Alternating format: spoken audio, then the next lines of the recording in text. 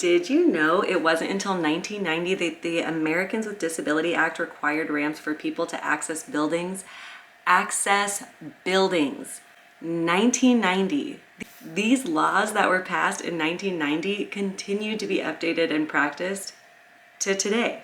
New buildings or renovations require inclusive designs now. And do you know who benefits from these designs? Everyone. Everyone. Even if you don't personally benefit from it, I am sure someone close to you does, and your head is so far up your butt you don't even know. So let's talk about ableism.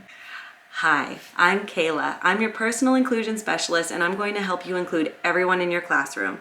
I am using this channel as an educational platform for you and your team. You are all welcomed here. So let's talk about ableism. Ableism is discrimination towards a person with a disability. This can be anything from institutional ableism, which is public areas not being accessible, to interpersonal ableism, people discriminating against others because of their disabilities, or internalized ableism, believing all of this embedded ableism in the system and not believe that you are welcomed in your community. But today I want us all to think about families who get an early diagnosis when they're still pregnant. The doctor comes in and tells them the test came back positive, your baby has Down syndrome, I'm so sorry. Sometimes they follow up with options to terminate the pregnancy. And I am sadly not making this up. This whole line of thinking is ableist. Now let's take a moment to think about this. A doctor's perspective, they see an unhealthy baby with a lot of needs. Society's perspective may view this diagnosis as a tragedy because the baby will never be able to live alone, get married, do the whole American dream thing. The parents are now worried about how they messed up while getting pregnant. Why did their bodies fail them? Where do they go from here? Now, before I continue, this is not a pro-choice or pro-life debate that I'm trying to discuss here. But how different could it have been if instead the doctor came in and said, the test came back positive, your baby has Down syndrome.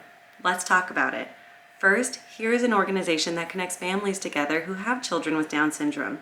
And let me walk you through what to expect when your baby is born.